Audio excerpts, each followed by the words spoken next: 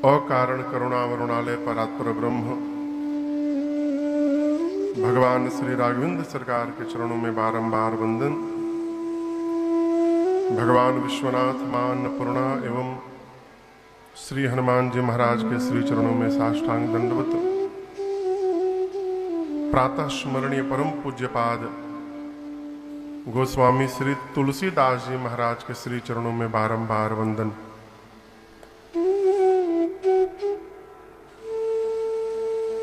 चित्रकूट के निकट स्थित ये जनपद बांदा,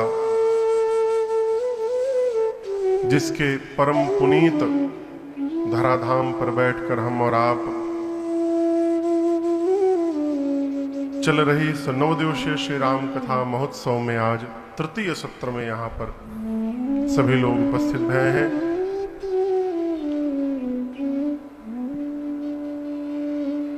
भगवान विश्वनाथ और साथ में मां अन्नपूर्णा, मां भवानी,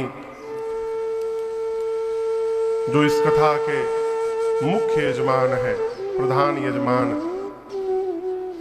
हमारे भैया श्रीमान अजीत गुप्ता जी को ऐसा स्वप्न आया, इनके द्वारा आयोजित इस वर्ष की तीसरी कथा है। एक भागवत जी की भई, एक शिव महापुराण, ये तीसरी राम कथा। ऐसा मुझे बता रहे थे महाराज, स्वप्न आया कि भगवान विश्वनाथ कह रहे हैं कि राम कथा मुझे सुननी है, और उसके परिणाम स्वरूप इस कथा गंगा में हम और आप गोता लगा रहे हैं। तो मूल रूप से इस कथा के प्रधान यजमान, प्रधान श्रोता,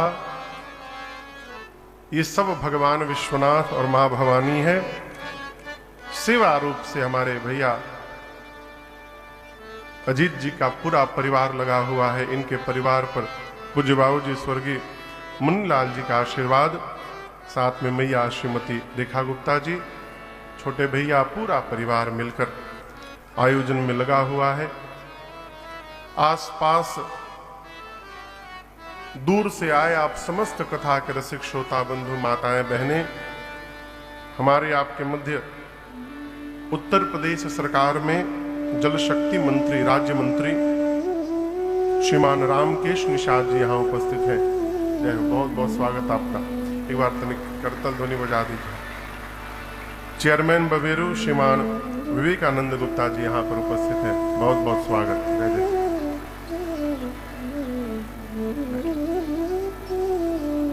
कल की कथा याद है?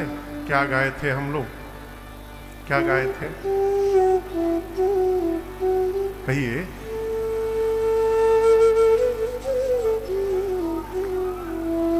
राम जी का विवाह, शिव जी का विवाह। लेकिन ये सोचिएगा, राम जी की कथा में शंकर जी की विवाह कहां से आ गई कथा? जो नए नए श्रोता रहते हैं उनके मन में ये भाव सदैव, पहली बार जब कथा श्रवण करते हैं तो उत्पन्न होता है कि ये कथा वास्तव में है किसकी? राम जी की कथा चल रही है, लेकिन कल आप पूरी कथा श्रवण किए, केवल शंकर जी की चर्चा हुई। अब ये समझिएगा, कल आपसे निवेदन किया बालकांड का द्वितीय श्लोक, भवानी शंकरौ वंदे श्रद्धा विश्वास रूपिणो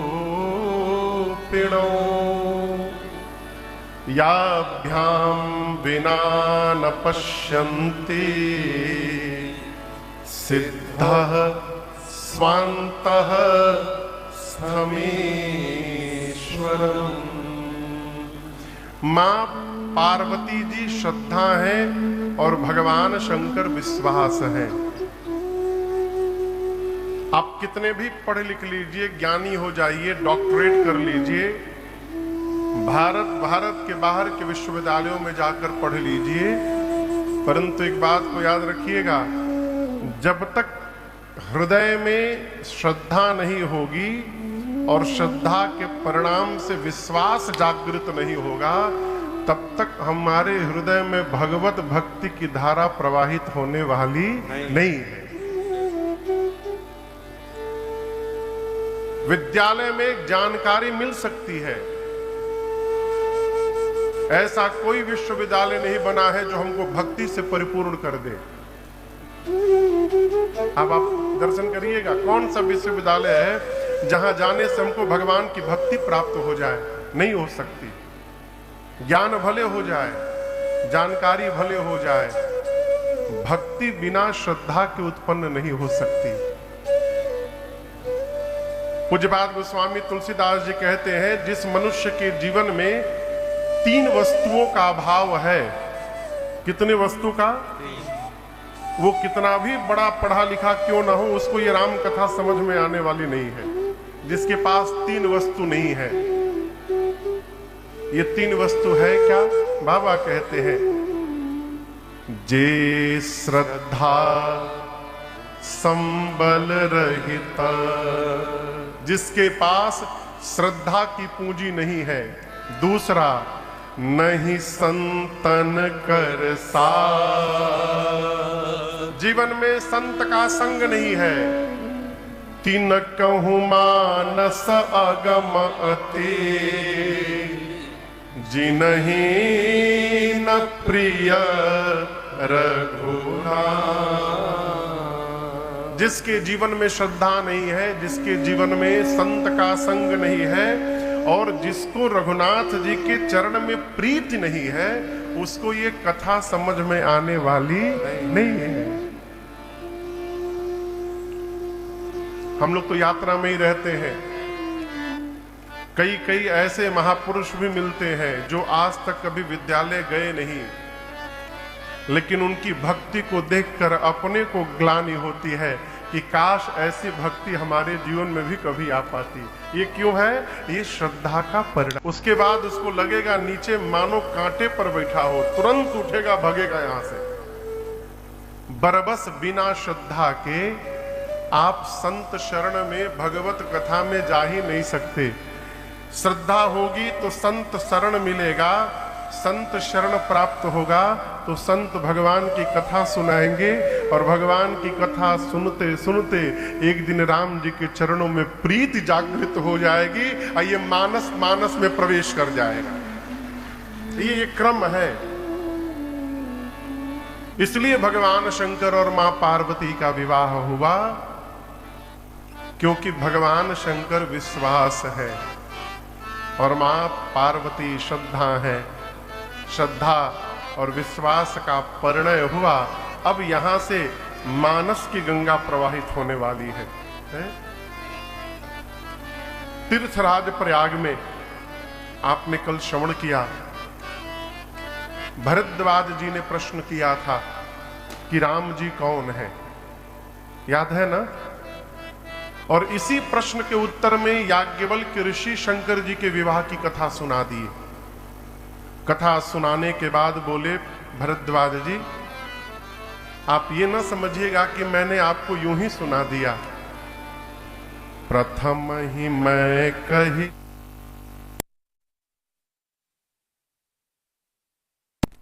रमा तुम्हार, सुचि सेवक तुम राम के, रहित समस्त विकार। कहते हैं आप ये न समझिएगा कि मैंने आपके प्रश्न को नहीं समझा था। मैंने जानबूझकर आपको शिव चरित्र सुनाया। क्यों? मैं आपका मर्म जानना चाहता था। क्या मर्म? आपने मुझसे राम जी की कथा पूछी, मैं ये जानना चाहता था कि आप राम कथा सुनने के अधिकारी हैं कि नहीं है। क्यों? याज्ञवल्क्य ऋषि कहते हैं, भरद्वाज जी जो जीवन में भगवान शंकर का भक्त नहीं होगा, उसको कभी राम जी की भक्ति प्राप्त होने वाली नहीं है। राम जी की भक्ति प्राप्त करनी है तो शंकर जी की शरण में आना पड़ेगा। आपको एक प्रसंग सुनाऊं, उत्तरकांड का प्रसंग है। राम जी जब तक रावण का वध नहीं किए तब तक राम जी ने भरी सभा में एक बार भी ये नहीं कहा कि मैं भगवान हूं।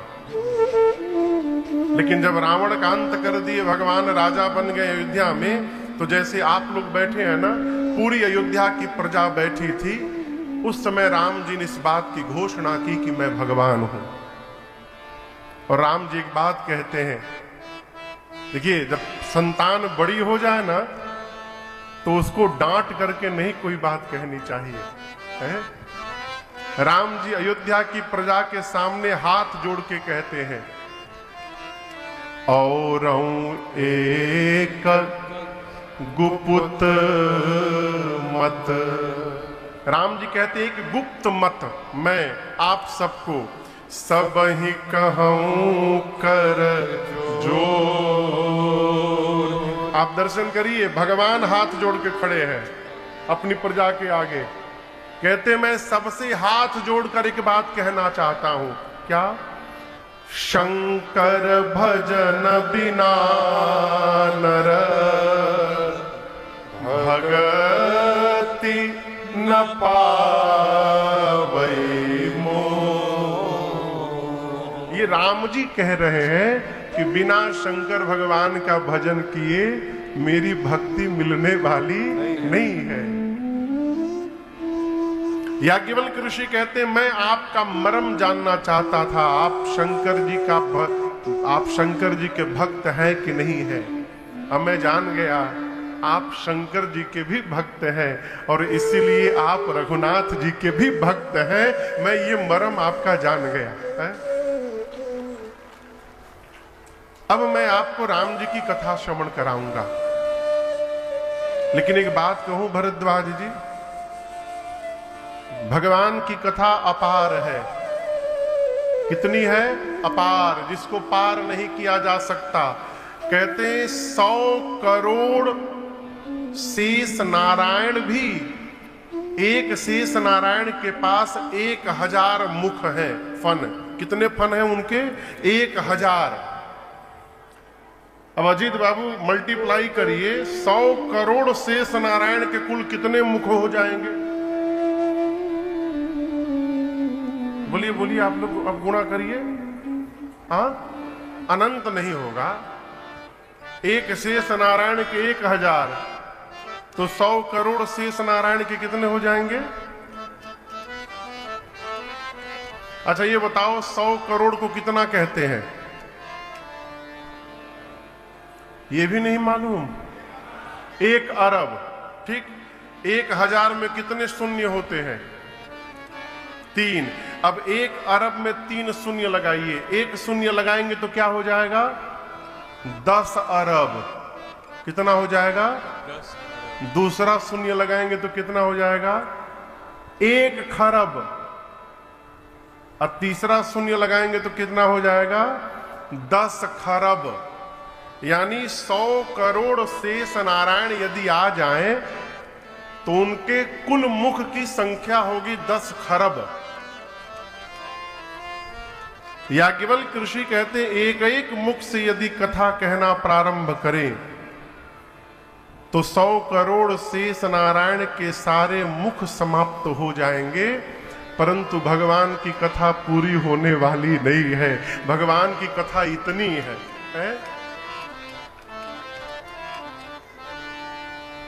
मैं अब आपको सुनाने जा रहा हूं। भरद्वाज जी हाथ जोड़ के बोले, ये बताइए उनके 10 खरब मुख थे, वो नहीं गा सके, आपके तो एक ही मुख है, आप कैसे गाएंगे? बोले यही तो बात है, मैं नहीं गाऊंगा। कौन गाएगा? याज्ञवल्क्य ऋषि कहते हैं, शारद दारो नारी सम स्वामी, शारद दारो नारी सम स्वामी, राम सूत्र धर अंतर जामे, राम सूत्र धर अंतर जामे, जेहि पर कृपा करहि जन जानी, जेहि पर कृपा करहि जन जानी, कभी उर अजर न चावहि वानी, कभी उर अजर न चावहि वानी, कभी उर अजर न चावहि वानी, कभी उर अजर न चावहि वानी। याज्ञवल्क्य ऋषि बोले मैं नहीं गाऊंगा। कल आपसे कहा था जहां मैं प्रवेश कर जाता है वहां बना हुआ काम भी बिगड़ जाता है? मैं नहीं गाऊंगा। आप में से कठपुतली का नृत्य किसी ने देखा है? कठपुतली सही में नहीं, टीवी पर भी। सही में तो उधर होता है, गुजरात राजस्थान की तरफ होता है। अच्छा आप बताओ, क्या कठपुतली सही में नाचती है? लेकिन दिखाई तो कठपुतली ही देती है। लगता है कठपुतली ही नाच रही है, लेकिन आप ध्यान से यदि देखेंगे तो कठपुतली के शरीर के अंगों में धागे बंधे रहते हैं, और वो धागे पर्दे के पीछे उसके नचाने वाले के उंगलियों में बंधे रहते हैं। पर्दे के सामने केवल कठपुतली दिखाई देती है, पर्दे के पीछे नचाने वाला है।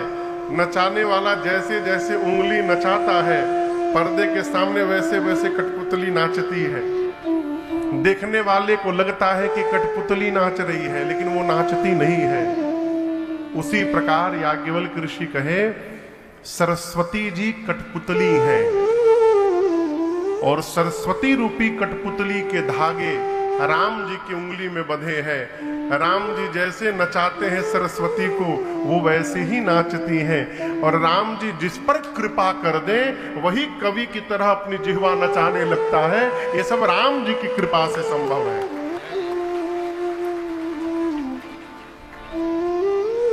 उन्हीं राम जी को प्रणाम करके मैं आपको कथा श्रवण कराऊंगा। कल गोस्वामी जी काशी से कथा को लेकर प्रयाग गए थे, याद है ना? आज याज्ञवल्क्य ऋषि कथा को प्रयाग से लेकर कैलाश पहुंच रहे हैं, तीसरे घाट पर। कहते हैं कैलाश पर्वत। आइए चौपाइयों को पहले गाते हैं। पहले हम गाएंगे, सुन के पीछे से आप भी गाइएगा, ठीक ना? सीधी सीधी चौपाइयां हैं। परम रम्या गिरिवर कैलासो, परम रम्य गिरिवर कैलासो, सदा जहां शिव उमा निवासो, सदा